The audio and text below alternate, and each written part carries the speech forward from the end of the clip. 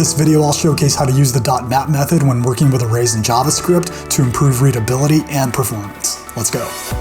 Alright guys, in this video, I just want to showcase how we can use .map when working with arrays in JavaScript. .map is a built-in JavaScript array method. It returns a new array by applying a callback function to each element of an existing array. So let's think of an example. Let's say we have an array of numbers.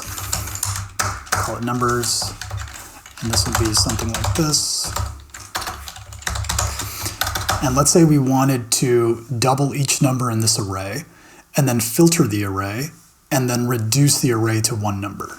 So for the first step, we have a couple of ways to do that. Of course, we can use a for loop. So let's say for let I equals 0, and while I is less than numbers.length,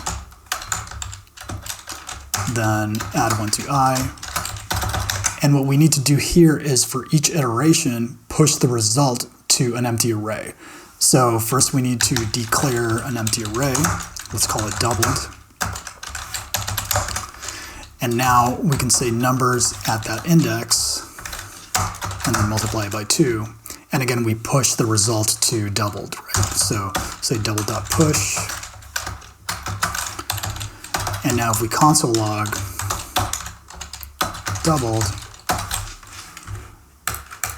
save and run, then we see that array with each number being doubled. Okay, next we wanted to filter. So we need to declare a variable, call it filtered, and apply a filter to the doubled array. So we'll say double.filter, and what we'll say is for each number, let's just filter by all numbers that are greater than 4. So we'll do it this way, and then when we console log filtered,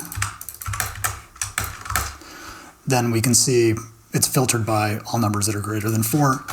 Lastly, let's reduce the array to one number. So let's sum all of the numbers in the array. So we'll declare a variable called sum, and then we'll apply a reduce method to filtered. We'll get an accumulator and a number, and then we'll add the number to the accumulator starting at 0. And now when we console log sum, we'll get our result 84. Okay, now as far as the first step goes, there's another way to do this. We can use forEach, of course, right? So we can say numbers.forEach, and then for each number, what we want to do is the same thing. We want to double the number, so multiply it by 2, and then push it to the doubled array. So same thing, double.push. Okay. And now when we run this again, we'll get that same result, 84. Enter .map. So let's create a map file here. Just call it map.js. Open this, and then I'm going to do a side-by-side here. Okay, so .map is going to give us two major advantages here. One is that we'll be able to chain each step in this process, so we won't have to declare a variable for each step. Also, we won't have to manually manage the new array because .map already returns a new array. So what we can do is right off the bat, we can go ahead and declare our final variable sum, just like that. And then we can apply map to numbers. So we'll say numbers.map, and then just create our callback function, which in this case is just going to be multiplying by 2. Okay, so you can already see how much better this is looking. And again, now we can change, so we can just go ahead and add the filter method. And again, just filter by greater than 4. And then we can add the reduce method as well.